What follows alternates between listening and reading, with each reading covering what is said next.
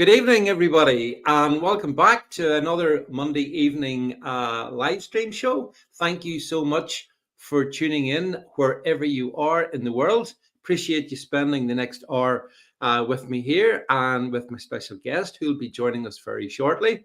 I think what we'll do is before there's been so much, even since last week, since we did our show last week, so much stuff has happened. I mean, I've tried to cover it as best I can on the old podcasts, and I hope you find those interesting. Hello to Ultron, hello to Chris. I see all you guys joining. As I say, what we'll do is we'll play our ad first. We'll do that, and then there's a few things I want to say, and then we will bring on our special guest. Play ad. I am here to bring light.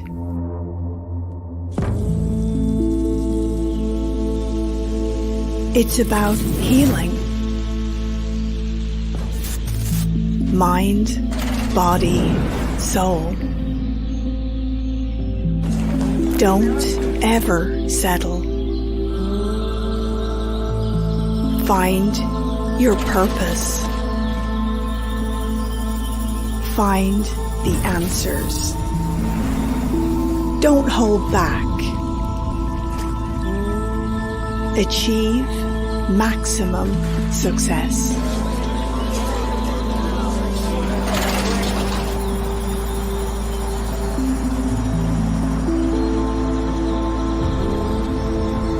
Book with me if you want to live.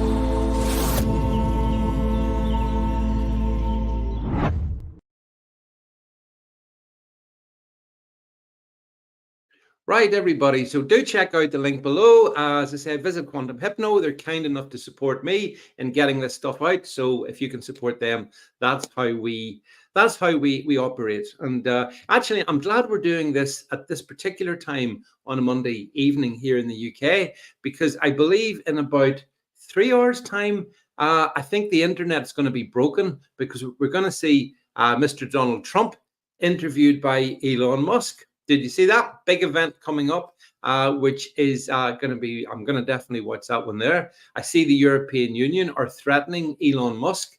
How dare he? How dare he consider interviewing President Trump? Apparently that upsets the EU. And I'm sure if it upsets the EU, it will upset a couple of other notables who I've been talking about in recent days. Number one, Humza Yousaf, the guy who, according to Elon Musk, is a super duper racist, number one. And probably Keir Starmer, the glorious leader, he who we must obey. And, you know, I was just looking at, as the introduction to this show ran, all those people that we've interviewed, just some of them, we've interviewed loads more. And they're probably all what would be now called far-right extremists, because they favor free speech and they're prepared to challenge the narrative. Now, the guest that we're going to come on in a minute or so, he actually was with me, and some of you may have met him a few weeks back ago when we were live in London. And, you know, it is quite remarkable how in the space of just a couple of weeks, the world has changed, you know. So for me, the big change is the tyranny of Starmer. That is something that we have to really take into consideration. I think a lot of people are now scared to tweet, to post, lest they be getting a knock at the door from the old Bill. So I think there's that happening. And I agree with you, Ultron. It's tyranny disguised as protecting the dear Keir Starmer. Great one. Good one. So anyway, look, so much happening anyway. Look, you'll be able to get all the stuff from me out in the podcast every day. Over on my Substack as well, you can get stuff there. So look, there's basically we are in an information war. That's the thing to understand. And we have to keep fighting. And we are not going to bend the knee to Stormer or any of the other little tyrants who want to shut us up. So just wanted to say that to start things off. Now then, amidst all the political tyranny, we live in an age where there's degrees of financial tyranny as well. There's certainly chaos.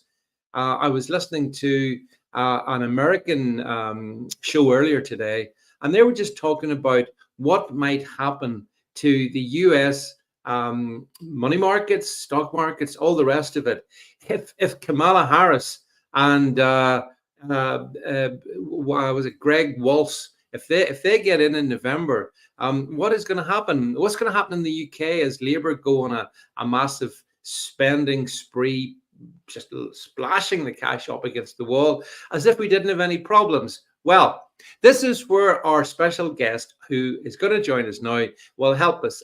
His name is Nicholas Ward, and just bring him on the show now. Hi, Nick. How are you? Hi, David. How are you doing? Yeah, I'm all good, and it's good to see you again. And I hope you enjoyed the other week in London town. When we had our little get together, but I'm certainly a lot redder than the last time you saw me. Anyway, I look like a bit like a tomato at the moment. Is that the global warming? Is this the unstoppable climate change? Is that what's got you? Yeah. The small amount of sun that I managed to get through the clouds. Yeah, I'm not sure. Do you know, I listened to, just for laughs, I listened to the BBC weather forecast, and they were saying that in Cambridge today, it reached 34.5 degrees, and they had the scary red weather map, scary red. It was 21 degrees maximum where I live today, 21 degrees maximum. And I mean, I needed to be much warmer than this. I've got to tell you, Nick, I really do. But anyway, I'm glad to see you're surviving the climate change. but it's never mind climate change. We've got financial change. We've got all kinds of problems happening. And as I say, we're just coming on there that when I look at what people are talking about, should Kamala Harris get in November instead of Trump? And we've seen what's happened with Labour. They've come in now. And I just want to sort of pick your brains from a financial point of view, from a money market point of view, from just overall in terms of our financials. How do you interpret what you see unfolding?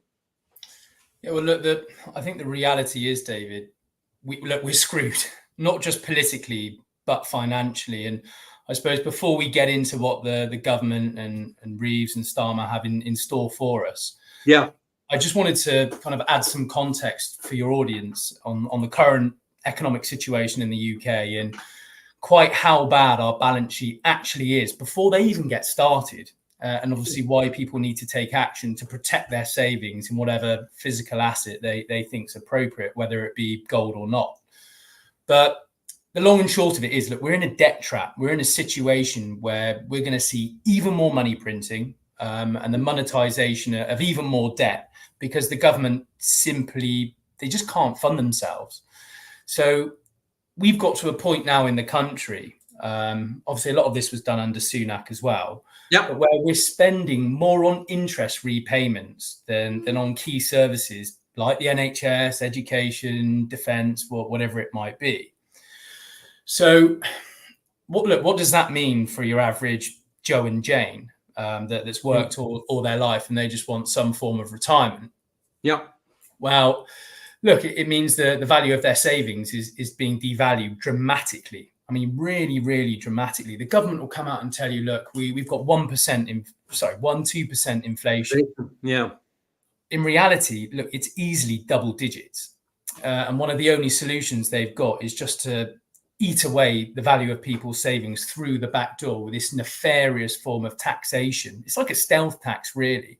It's inflation. So that's the only way they can really keep a lid on it. They can try and increase taxes as much as they possibly can, but ultimately that's going to become unpalatable for the electorate. You're going to see more riots, etc. So they're just going to try and do this through the back door and hope that nobody notices, basically. So, I mean, I had a couple of statistics here that I'd written down, but by the end of this year, the national debt's going to be, it's over 12 trillion. And just to put that into... Sounds a lot. That sounds a lot, 12 trillion, yeah. You can't even fathom it, David. 12 trillion. I mean, just to put that into perspective, that's more than the economic output of Africa, Central America, Canada, Australia, and New Zealand combined. That's our debt. So the debt's 4 times the size of our economy. And to put that into digestible figures, that's about £430,000 per household, or 180,000 per individual. I mean, it's mind-blowing. Nobody can even fathom it. But to put that visually, I mean, that's about 18 Gaza pyramids full of £1 coins. Yeah. It's madness. Yeah. It's absolute madness. So never before have we seen this debt burden. And to throw kind of fuel on the fire, we've got an extreme left-wing government now in charge. Yep. And look, if you scratch the surface, they are hell-bent on destroying everybody's wealth, come what may, in order to obviously serve their globalist agenda, if you like. I mean, that's what it's all about. We're going to see pension raids, tax increases, wealth grabs, capital controls as they ramp up. Like you said earlier at the introduction, as they ramp up spending on even more insanity, whether it's climate alarmism or war in Ukraine, gender bending politics. I mean, the list just goes on and on and on, and we could talk about that all day long. But inevitably, all these crazy policies require the money, the magic money tree, just to keep on giving. And of course, what that means to people is the value of their savings in their bank account are just becoming less and less and less, which is obviously going to increase that debt burden even further, as if it couldn't get any larger than it already is. So look, it's built into the system. It's inevitable. This is how it's been designed for a very long period of time. But it's designed to work against you. And people are now thinking, well, look, where can I keep my money? Where can I put it? And one of the only options they've now got is to consider precious metals. Well, we'll get to that, because this is your company, which we've just brought up, and this is the website, and we will have after we finish the show, folks, we will have a link so you can check it out. But a couple of things I want to just ask you. I mean, you've talked about the sort of the scary. Basically, if the UK was a company, it would be bust. It would be gone, wouldn't it? I mean, that's the truth. A long time ago. Yeah, there's no doubt about that. I mean, look, the thing is, you're even seeing it in the commercial sector as well now. There's a lot of zombie companies that are being kept alive like this purely because of inflation, and they're taking on more and more debt. Obviously, interest rates were very low over COVID when they were doing that. But now they're starting to increase interest rates. Obviously, that's when they're going to come undone, and we're going to see a huge raft of unemployment and insolvencies, even in the private sector. So, yes, the government sector, they'd have been bankrupt years ago, David, but we're just about starting to see the effects now in the private sector. You see, one of the things that's always bothered me is the fact that someone who spent my life in the private sector, in the entrepreneurial sector, it's the way in which, and particularly Labour, but the Tories haven't been much better. They squeeze the wealth creators in order to lavish the cash on what I think is a bloated public sector that should be reduced, not fed more cash. But this Labour government, like, it's going to do exactly. It's going to spend even more money. It's going to spread up against the cash. I mean, we had the junior doctor strike was solved. How did they do that? 22% pay increase over 2 years. Yeah. I mean, you talk about inflationary activities. What could be more inflationary than this? And I think we're going to see more and more of that. They're going to feed their public sector masters, and it's going to be at the expense of so many different types of people, particularly people in the private sector, people relying on their savings to feed them. We're the people who are going to be at the sharp end. I put it to you. Yep, absolutely. And ultimately, they really hate us, David. That's the point. They want to socialize society so everybody has the same amount. And obviously, that's going to lead to universal basic income, central bank digital currencies where they can control exactly what you're spending. Depending on your age, you're going to have a certain interest repayment that you're allowed. You may even be in negative equity. I mean, who knows what's going to happen? But they're going to try and socially engineer the money supply.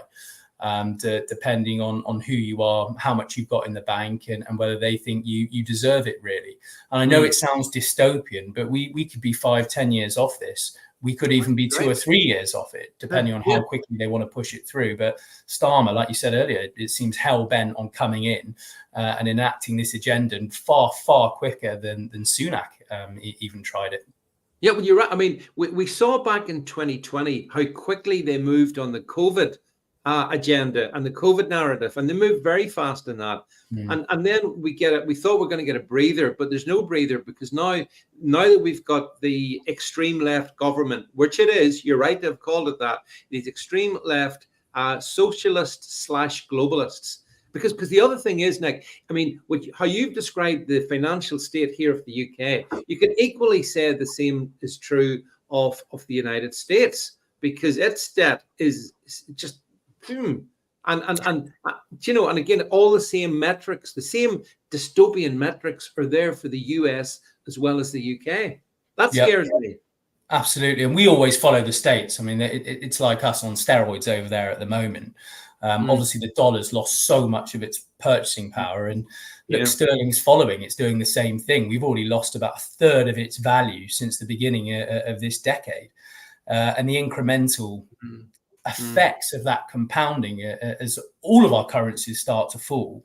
Well, in a generation from now, they're going to have lost about 90% of their purchasing power at this level if they don't take any action. So it doesn't matter what currency you're in the Western world. We're all going to lose it at one point or another. Which I think is the plan, as you say. I mean, you know, the dystopian nature of it is that all of this is being engineered, isn't it, Nick? I mean, it's not the crazy spending, the crazy policies, all the destruction, the economic destruction and chaos. It's by intent. It's not by accident. It's not like, oopsie. No. They know what they're doing. You've said it a couple of times. They really hate us. They really do, don't they? Yeah, absolutely. I'd encourage your audience as well to read a book called The Creature from Jekyll Island. So it's about the establishment of the Federal Reserve and why it was created in that way. And the whole system is designed to keep your average man on the hamster wheel, working away and away and away, paying taxes, losing what little he does have left in terms of inflation. Before you know it, you've worked all your life. You think you're going to have that comfortable retirement. You think, well, what have I been doing wrong? Why can't I escape the system? Where is that life raft? And so many people just leave their money in the bank, David, thinking, look, everything's going to be okay. I'm going to bury my head in the sand. The economy will be sorted eventually. But no, it just won't be. And unless you take some proactive measure to try and protect your savings and get out of this system, you're going to remain in it internally, well, forever. Yeah. And you mentioned the banks there. I mean, this is an interesting thing as well. People always kind of defer to authority, and they feel a comfort in authority. Well, some people do. Some of us don't. But people think the banks, the banks are safe. If I put my money in the banks, look, Nick, you shake your heads, but they've got a guarantee. They're going to guarantee me, what is it?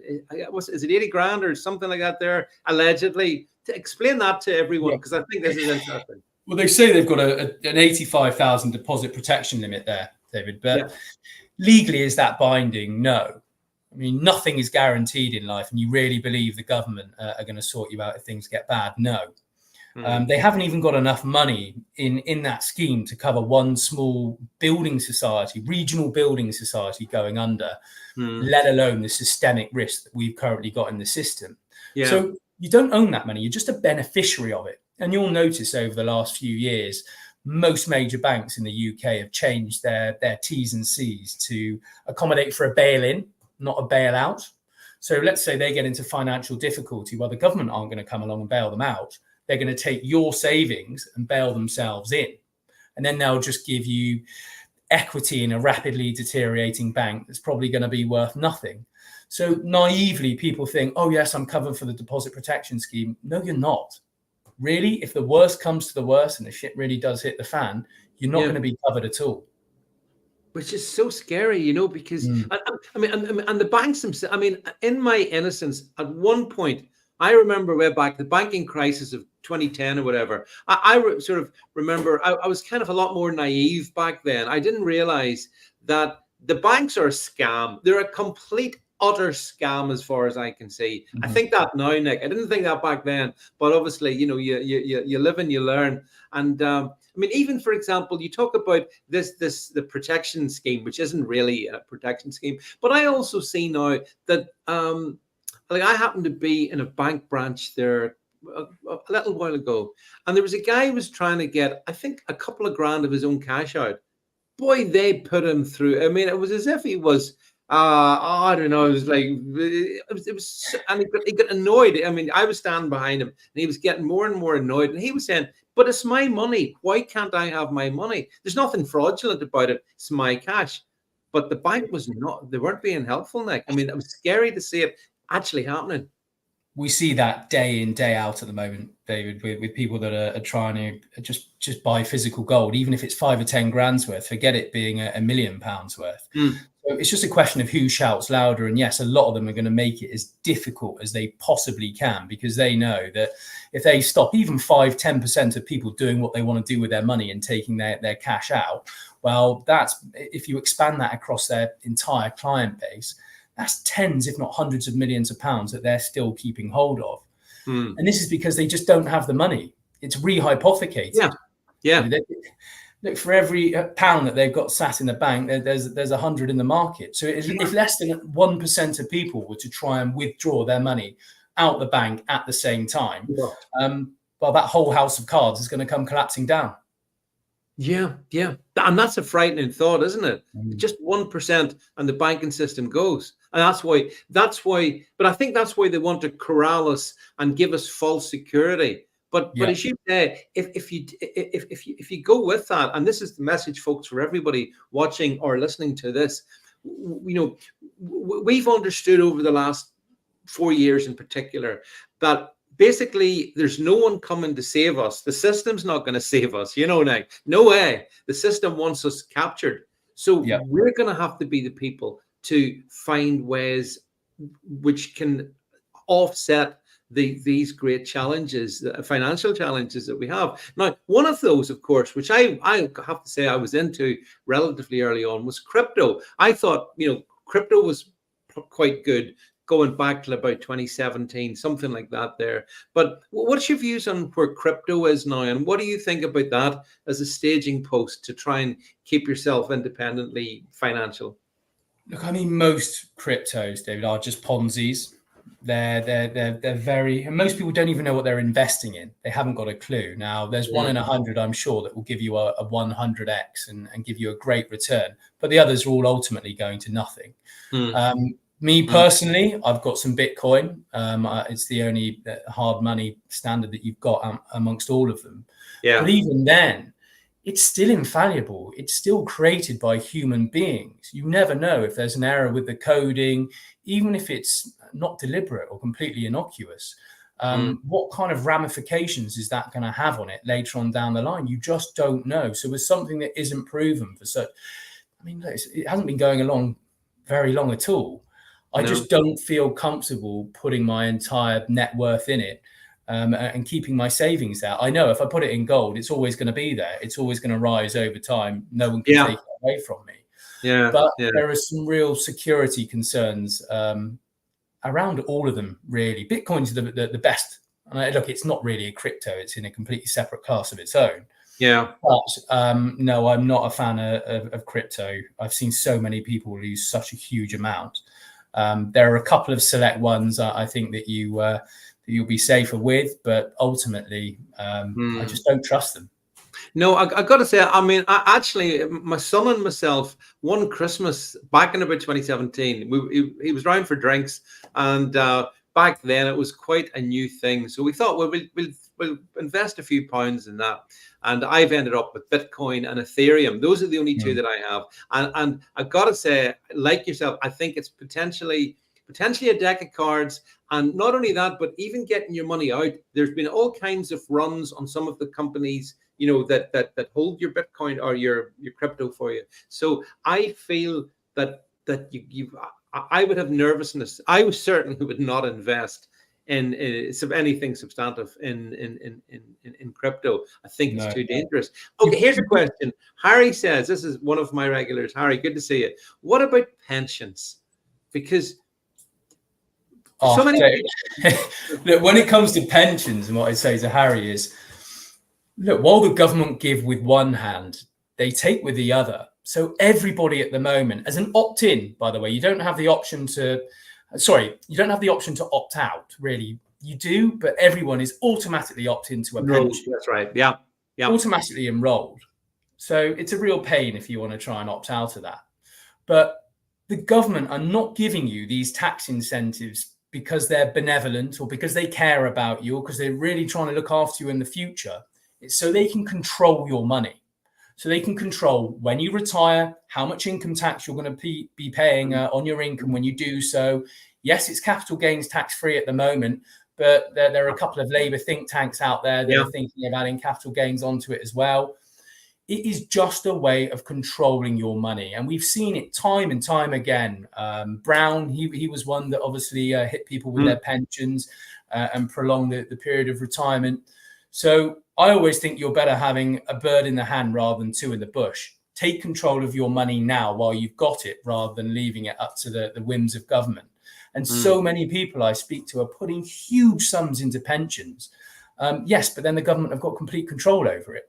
The pensions back in 2022 in October, do you remember when Kwarteng and Truss came out with their budget? Well, they nearly collapsed overnight. There was some pension fund managers there saying, listen, unless we get some emergency liquidity, the industry's done. It's going to collapse. So they are certainly not safe. And they're all so highly over leveraged, looking for that return and using more and more and more leverage in order to get it. That's just one giant Ponzi scheme waiting to happen. I may sound really cynical when it comes to them, but I just don't trust the government when it comes to a pension. And whenever they're preaching to me that, look, it's in your benefit, we're going to give you a tax incentive, there's a kicker in there, and they're not doing it because they actually care. Yeah, I think being suspicious of the government actually in everything is possibly a very healthy mindset to have. I certainly don't trust them in anything they say and do. I believe they're professional liars, but I also think the apparatus around them, and that includes financial institutions, are also liars. Like, for example, you mentioned Liz Truss and Kwasi Kwarteng's budget. I mean, there was elements of that seemed okay. I think she was taken down by a coup coming from the Bank of England and the rest. Do you not think that that was really suspicious what they did to her? Yeah, absolutely. She wanted to obviously introduce tax decreases, which is the first politician to do that in a very long time. Yeah. As such, the establishment didn't like her. They all came together in their cabal and they got rid of her. They ousted her. That's all it was. It was actually a very sensible policy what she came out with. And it would have won a lot of popular support, but they nipped that in the bud immediately and got rid of her. And that's that's one of those teaching moments when we see that none of these institutions, Nick, we can't trust any of them because I think at best, I think they're malevolent. I'll just say it. I'll just come straight out and say it. I don't think they certainly don't have our best interest at heart. The sad thing is a lot of people, and I understand this, people are trusting by nature. They do want to trust. And there's been a generation of people brought up to trust, trust the government, trust the politicians, trust the Bank of England. I mean, what could go wrong with them? All this, but people, a lot of people think like that.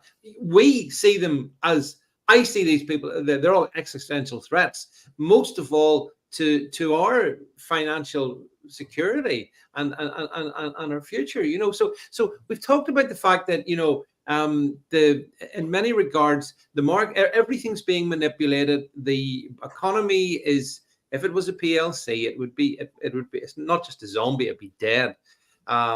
So what can we do? What's your thinking about what can people do to give themselves a degree of protection and independence from the vagaries of the government and the markets? I'm just coming back onto that point briefly before I answer that, David. You're absolutely right. So many people put this down to incompetence and successive governments just being useless and taking over what the previous government have done, and it just being a bit of a calamity. But it's just not true. This is deliberate. They are actively trying to take your wealth. And I wish more people would realize that and just stop putting it down to incompetence the whole time, because it's not. It is calculated. Yeah.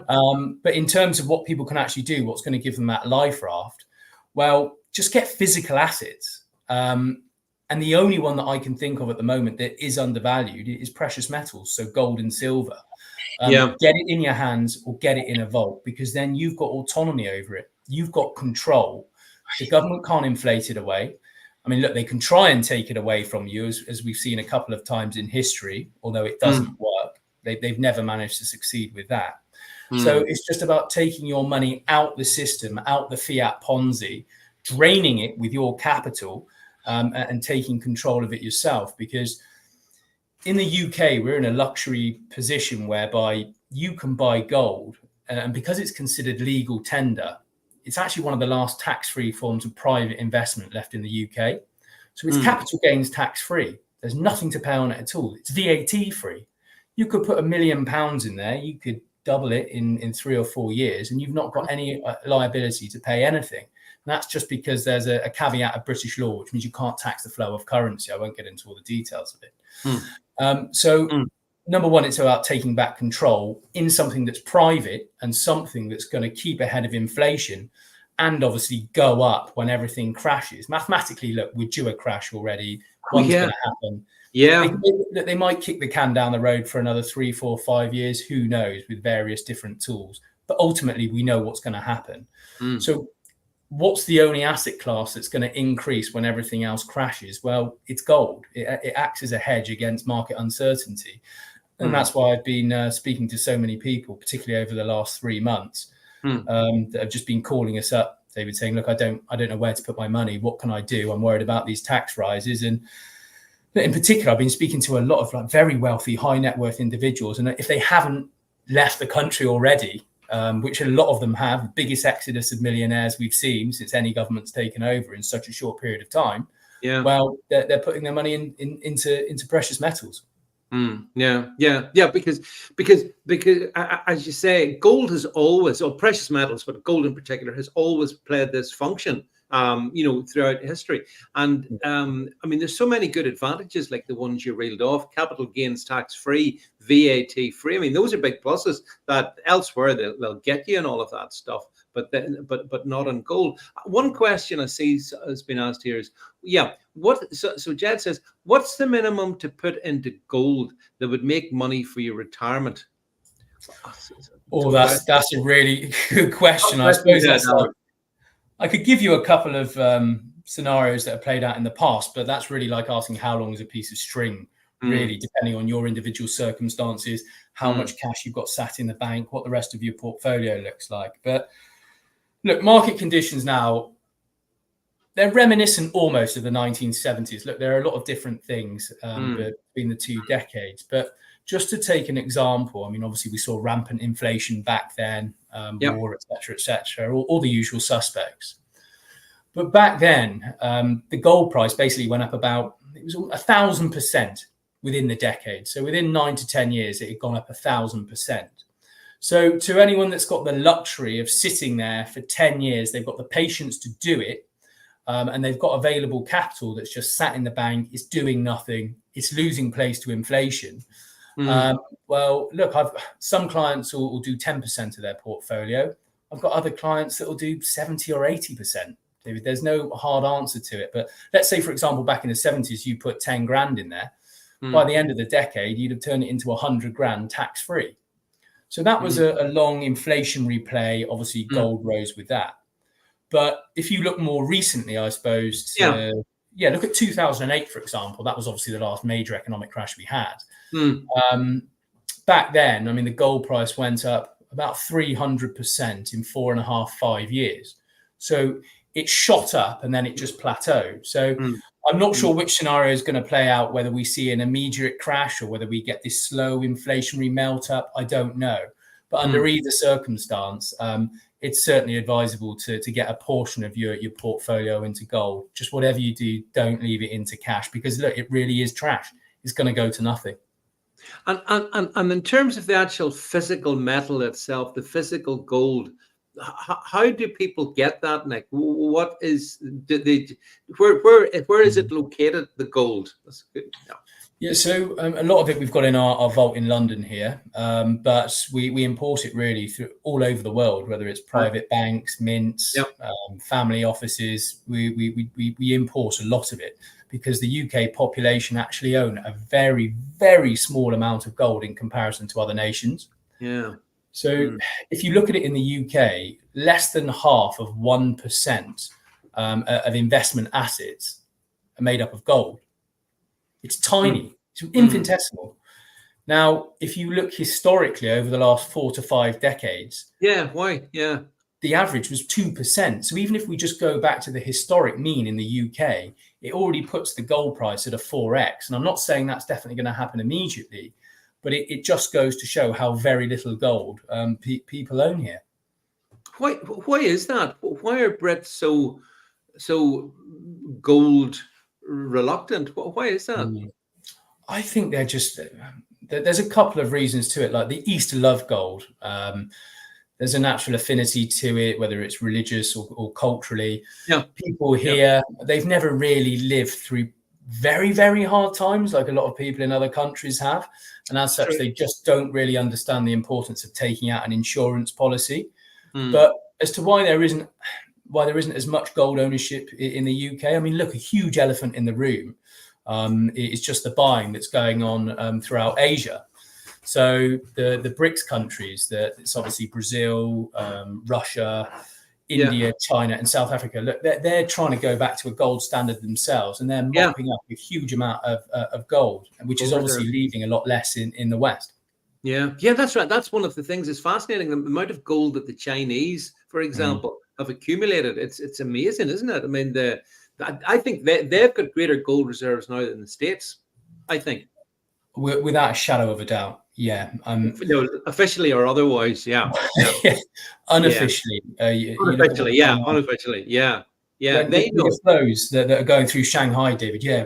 They think now the Chinese have got about 20,000 tons of gold, which is phenomenal. Just to put things into proportion, France, Italy, they've got about 2,400. The States have got just over 8,000, supposedly, if you believe what they've actually got in Fort Knox, but it's never been audited.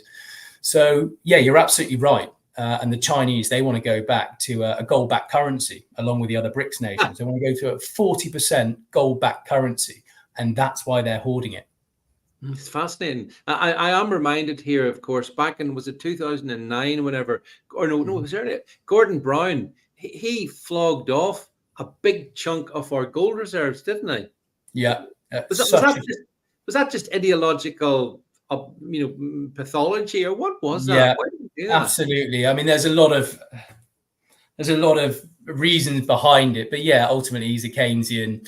Doesn't really believe in Austrian economics or a hard money standard, was corrupt to the core, obviously, just as all of them are, and just decided to sell the whole lot off at rock bottom prices.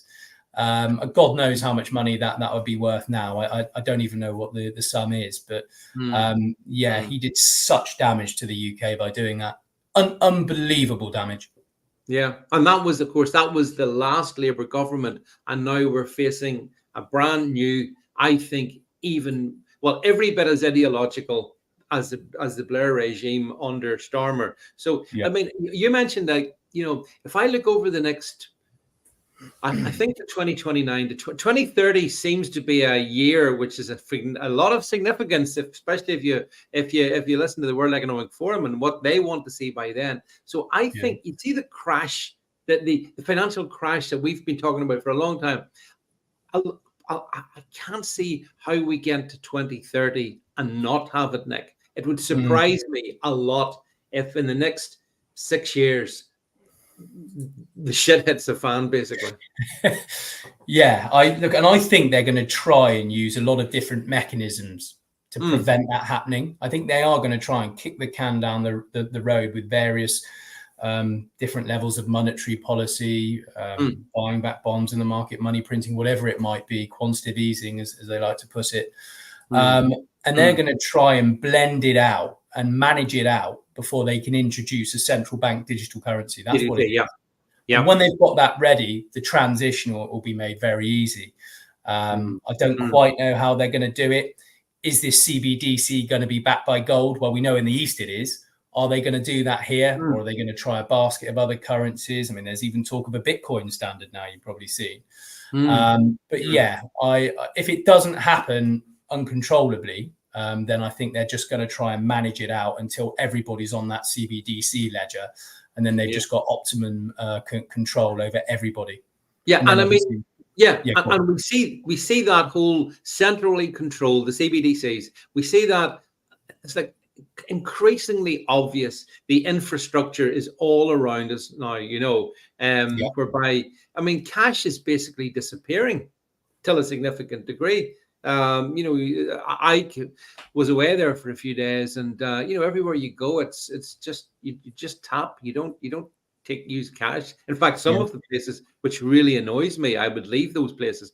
They won't take cash. So you can see the prison bars or the prison cell is being built around us, Nick, as far as I can see. Really, in plain sight, if you've got eyes to see it, which my audience does. And that's why I wanted a good reason to talk to you, because if we see what they're going to do to us, and we saw it back in 2020, and that was over a different issue, but now we see it on the financial issues, and we need to be able to make our better plans so that we're not victims of the financial regime, the World Economic Forum agenda, which will completely control us, crush us, destroy us.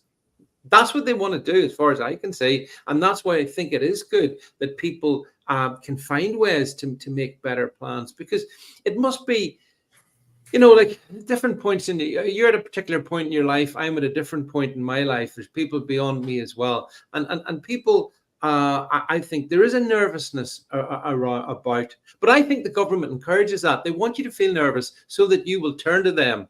They'll be the saviors. They're going to ride in the white horse and save you. Exactly that, David. They'll be the Messiah that then comes in and hands out the universal benefits to everybody, and everybody will be biting their arm off, thinking they're some kind of a savior. But if something's free, you're the product. Exactly that. Of course, that comes with the sacrifice of your privacy, your liberty, and everything. Cash points over the last 5 years, they're all just closing down. There's hardly any left. And the banks will come out and say, oh, well, we just don't have that much demand for them anymore, and et cetera, et cetera. Well, most elderly people that are living out in the countryside, in the sticks, they're crying out for them. Most of the bank branches are gone, for goodness sake, let alone the cash points. And of course, yes, it's just all about control. That is all it's about. The first principles of everything. You scratch the surface, it's all just about control. And if you're a social undesirable, okay, we're going to switch you off the economic system, just like they're doing in China at the moment. Absolutely. We're following it. It's the same trajectory. It's exactly the same trajectory. And I think the thing about the bit that scares me so much about the CBDCs is that they will give the authorities a level of control hitherto that they've never been able to get to. Once they've got that in, as you say, undesirables can be punished, they can be isolated, their lives can be made a misery, aka very much like China. So it's shocking to see this global communism, or whatever you want to call it, globalist communism. It's not that different. But here in the West, we've had. I remember it was Jeremy Hunt during COVID. He was envious of China's, if you remember, China's ability to lock everybody up, and he was the chancellor. So there's a thought, isn't it? It's unbelievable, isn't it? You can't make it up. It's just going to get. And look, I mean, Starmer already with these riots is talking about digital surveillance and obviously potentially the need for lockdowns, et cetera, and this is all just about getting the population acclimatized, if you like, and accustomed to what's coming. If you look at, I know it's a silly example, but if you look at when a fox stalks a rabbit, it doesn't just charge straight in there and try and catch it. It goes 2 steps forward, 1 back, gets the rabbit used to its presence and to what's going on. Does the same again, waits, might even go backwards. But slowly, you've got this creep, and then until all of a sudden, oh, I've lost everything. And that's how they do it. It's really, really clever. It's nefarious. It really No, it is. is. I think it's nefarious. I think it's demonic. I think there's lots of things words I could use to describe it, but it's what's happening. That's the point. The point is, whether you're watching this in the UK or the US, wherever you are, we are all facing this enemy who fundamentally want to take away our financial independence and our financial freedoms. And once we lose those, Nick, I mean, we are serfs. Then we are de facto slaves. Yeah, you're a digital serf. You've got nothing, absolutely nothing. And if you look at what a lot of the smart money are doing as well, on the one hand, they're preaching, obviously, the benefits of equities and bonds and everything else, and being part of the conventional financial system. Yeah. And poo-pooing gold and saying, oh, why do you want an old relic like that? It's useless. It doesn't provide any yield. But behind closed doors, a lot of these funds, etc., all the central banks, they're all buying gold. So they're telling you to do one thing, but then they're doing the complete opposite. And that's the same in society with everything. It doesn't matter where we look. It's this dichotomy. They'll preach one thing, but then automatically you can guarantee will do the complete opposite. And this is what we're seeing. Yeah, well, again, that's become very obvious in recent years.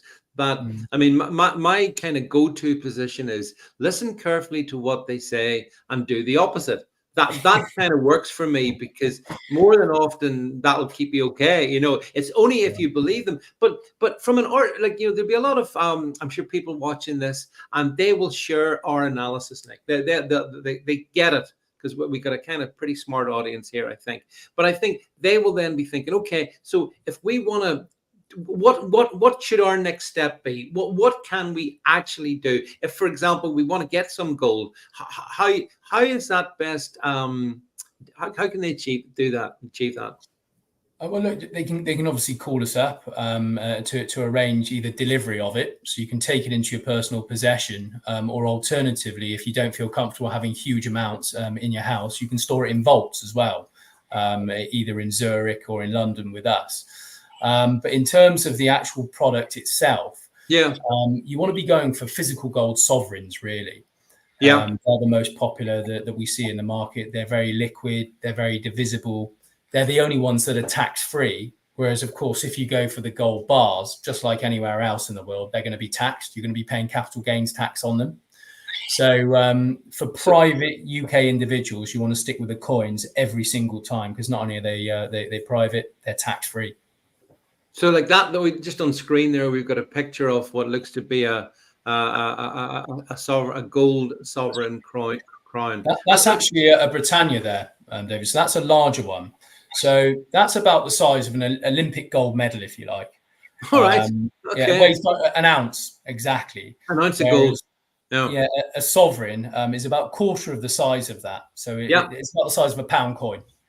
Yeah, and then, I mean, if you were wanting to buy a sovereign, how much does a sovereign cost? What does it cost to buy a sovereign? Sovereigns at the moment, I mean, they range in value, but you're looking around about £460, £470 for a sovereign.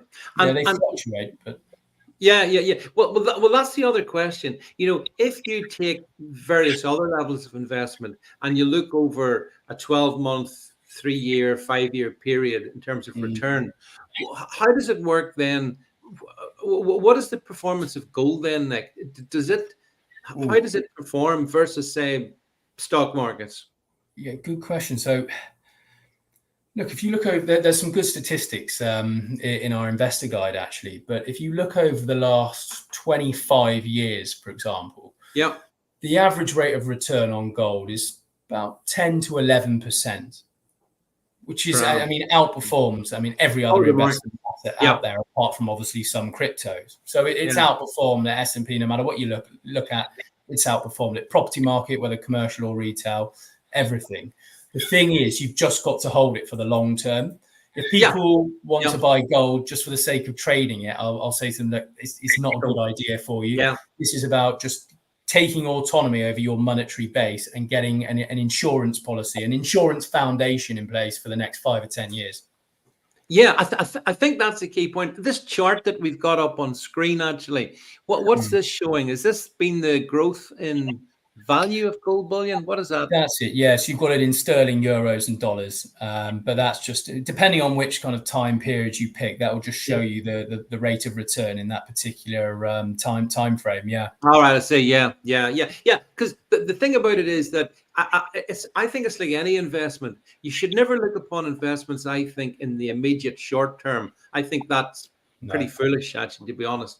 I think you do have to take a broader view. I mean, as I say, Nick, I kind of take a view that I think by 2030, the WEF digitally controlled CBDC state will be almost there. So, so I'd be thinking, right, guys, that's 6 years worth of time to be able to find alternatives. Because at that point we're screwed. Like we absolutely are screwed once that happens. So I mean, does that seem like a sensible sort of timeline for you? Do you think is there a 5-6 year period to be absolutely? Absolutely. I think you've got a very small window of opportunity now where you can act before they start coming down with capital controls and everything else. Yeah.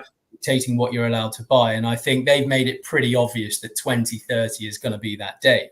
Yeah. And I do generally think we are going to go back to some form of gold standard, whether that's made up of other assets, whether there's silver in there as well. I don't know, but that's the mood music from everybody in the East. And that's why they're buying record amounts of gold. I mean, more so than we've ever actually seen now in the last year. So if you, just to put things into perspective again, but those statistics I gave at the beginning, David, if you were to divide the UK monetary base now, by the amount of gold that our central bank has left after obviously Brown sold all of it, it will put the price of 1 ounce of gold. This is going to sound crazy. I almost feel embarrassed saying this, but it would put the price of an ounce of gold, so that Britannia that you just had up there, at £2.2 million if they went back to a gold standard. Right. If you divide gold by the national debt, so let's say, for example, we used it to settle our obligations. It would actually make it £3 million an ounce. Now, I'm not saying that's going to happen. That'll be a good investment on some of that. It's crazy. Obviously, that's not going to happen. But it just goes to show, if you were to go back to a hard money standard and not have this prolific money printing, what the value of gold could be. And obviously the East knows this, and that's why they're buying it at record amounts. And one of our viewers asked the question, Melanie asked the question, how can you buy gold without the government knowing that you've bought gold? Can you? Yeah, you can. You can take delivery of it. And then, of course, the government don't know where the hell it's gone. Look, I'd never advocate to anybody here that obviously they don't tell the government about everything that they own. I'd never say that. But if you've got it in your possession, what they're going to do, you send the gold Gestapo round to your house and say, listen, cough up, where is it? Well, listen, don't say things like that, Nick, because if Keir Starmer's listening, I know. I could be in prison. Gestapo, get them round, start the raids. But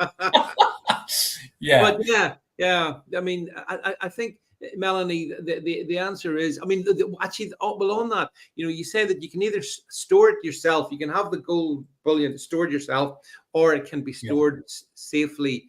Is it so? If it's in your vaults or in Geneva or wherever, I mean, is it definitely safe there from the predatory financial institutions and governments?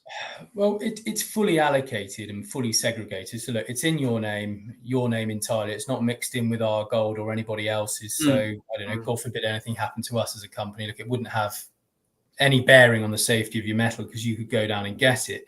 Now, that's not to say the government couldn't go after people's gold. Of course they could. If they wanted to raid people's pensions that have got gold in them, it'd be quite easy, I think, for them to do. If there was ever a hint of it, I'd highly encourage people just to take delivery of it, and you could shut the vault down and just take it in your hands. Yeah. So look, that is a dystopian situation whereby that does happen. Whether they do or not, I don't know. No, I don't. Nothing's beyond the realm of possibility with the type of governments that we have. But in that scenario, you just take delivery of it. I mean, you've got people hiding huge sums in all manner of wacky different places. You'd be surprised. I can but imagine. But I mean, the fact of the matter is, what I think it's really good about this is it does give us, and it gives everybody watching this or listening and thinking about over the next 5 years, how are we going to protect ourselves? How can we make sure we give ourselves the best chance of financial independence and freedom? It seems a pretty decent solution as far as I can see. And of course, historically, it always has been. It's not as if it's a new, I mean, from the beginning of time, basically, gold is, you've used the term the gold standard. It's always been the thing. But, at this point in history and time, and I don't know what's going to happen next, but I have great concerns for what they will do. They might do it slowly, as you're saying. It mightn't be a big, massive mega crash. Although I don't know.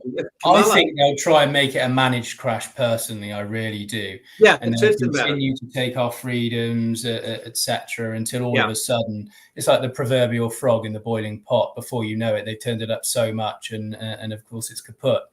But yeah, absolutely. I mean, gold's always held its value since time immemorial. Funnily enough, look, if you were to go back and see what an ounce of gold got you in ancient Rome, it would buy a senator a toga and a pair of sandals. You look at what an ounce of gold will buy you now in this day and age. It will, if you were that way inclined, it would buy you a bespoke Armani suit.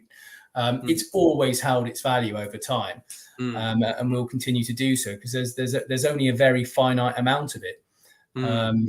It's the ultimate hedge, really, isn't it, when you think about it? Because it's got that heritage, and I think most people can understand it. If people want to find out more about it, this is the other thing. I think on your website you do have there's information. There's a couple of things that you folks can do. Number one, there are some, as you said, downloads and stuff they can find out to get more understanding of the market of gold, which I think would be a good thing. And then the other thing they can do, they can stick their name and address in and set up a call with you and have a chat, so that, because everyone's different and everyone's circumstances are different. I get that, but those are a couple of action points that people could actually do.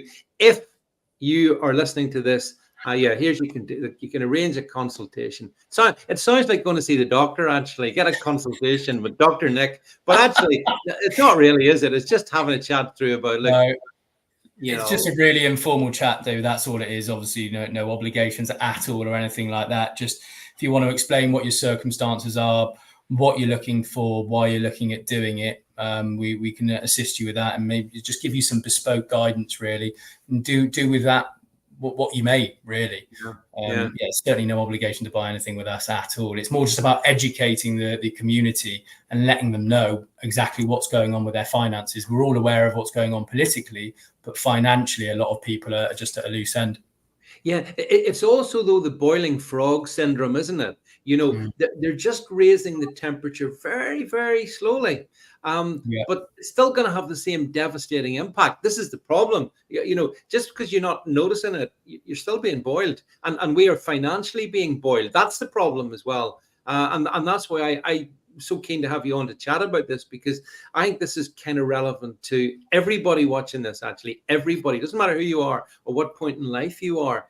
If you believe in freedom and you believe in independence, then we've got to find ways to escape the matrix, and this is one obvious and pretty simple solution, I think, Nick. And it's never too late either. It's never too late. A lot of people will say, David, oh God, I'm in my early 80s now, what's the point? I can't really be bothered. Well, it's not. I mean, in this day and age, unless you've taken the vaccine, of course, that isn't young. In which case, you're not in your early 80s, you're dead. We said that on YouTube. No. The vaccines are 100% safe, 100% effective. Everybody knows that. By the way, did you see Dr. Fauci? Dr. Fauci came down for the third time with COVID, and he's been vaccinated about 100 times. But we're not going there, because you hate that. Oh, you can't say that on YouTube. But look, this is, I think, where people can use critical thinking, Nick, and a bit of looking to the future. Like you tie your money up in equities and stuff like that. God only knows what's going to happen in some of those markets happening around the world. I mean, that's a scary prospect, and especially with political uncertainty, like in the States. And well, I mean, I'm surprised the markets haven't gone down more in the UK. Are you surprised that it's almost like Stormers being given a honeymoon? What do you think of that? I really am. And there's so many. No, I won't go down that rabbit hole, actually, because I could probably be here another 3 hours with that. But yeah, I think he's being given a free ride. Yeah, so do I. Yeah, the city love him, just like they love any liberal that comes in. And him, Sunak, they're two cheeks to the same arse, really. Well, they are. And they're just trying to keep the establishment and the bankers happy. Exactly. And as long as they toe the party line, they're going to be given a few. They're going to be allowed to get away with it. Yeah, well, as you said, there's lots of rabbit holes you could go down there, but we'll not go down those either. But I totally see that, you know. So look, what I would say to everybody watching this one, I hope you find this. This is about all our futures, and this is about us trying to keep ourselves safe. Really, you know, stay safe and all of that. Stay 1.5 meters apart, but no, stay safe and find ways to keep your own financial health as good as possible. So Nick, as I said, we've stuck up the website. We'll stick it below as well. We'll encourage people to at least have a think about your own financial future. And I mean, gold is, you know, as you said, and I think because this is physical gold, Nick, it's physical. It's not a theoretical gold that you own a piece of paper. This is actual metal. Yeah. It's the real deal. We don't sell anything else, Dave. We don't sell ETS, paper gold, because obviously that's just a financial instrument. It doesn't exist. It can be played around with. Yeah, that's dodgy. It's the real deal. You're never going to lose it, even if it only goes up 5 or 10% a year. No one can take it away from you. You're going to have it for forever. Yeah, and I mean 5 to 10% a year is actually decent enough. Well, it's not bad considering it's tax free. Some people say to me, "Oh, look, I've got 5% locked in the bank for 3 years," and well, that doesn't even keep ahead of inflation, because inflation is probably 15 and 20%, no matter what the government will say. And even on that 5% you're getting in the bank, it doesn't include income tax either. So take that away. You're nowhere near keeping ahead of the CPI, leaving it in the bank. And it's economic suicide, because like we said earlier, it's not safe. And that's the main reason people are buying it. Yeah, but I mean, you've mentioned this a couple of times. It is a good point, actually, though, to reinforce. They play games with the inflation rate. I mean, no sane person should believe, oh, thank God the Bank of England's got it down to 2%. No, but I mean, is there anybody watching this who believes that, Nick? I mean, no one can believe that. But they play that game. It's a game that they play. And again, it's manipulating markets and manipulating minds. Yeah, absolutely. It's financial voodoo, really. And they do it just to keep the masses distracted, and everyone's coming out saying, "Oh, I wonder what the Bank of England minutes are saying. Is it going to go up 0.5%? Is it going to go down?" Who cares? It's not going to make any difference at all. It's crazy. But again, it's just designed to keep you distracted. Yeah. Well, look, Nick, you've been very kind. Thank you so much for giving us your time for the past hour. I appreciate that. I hope everyone's enjoyed that. And as I said, the links are there. So if you want to go and have a chat with Nick offline, just click the link and you can go to find out more information. And ultimately, again, over the last 4 years, if there's one lesson we've all should have learned, is that information is power, and we want to empower our community anyway. I mean, we can't maybe just help everybody, but the people who are prepared to open their eyes to the reality of this world can hopefully then find ways to make it a better place for them and their families and everyone else. So, okay, folks, that's it from Nick and myself for tonight. Thank you so much for being here. And I shall return, the podcast return tomorrow, etc. And we catch up later in the week, unless Keir Starmer has me under arrest, in which case send gold to try and get me out, but hopefully not. Anyway, look, folks, that's it from us. Good night. Night.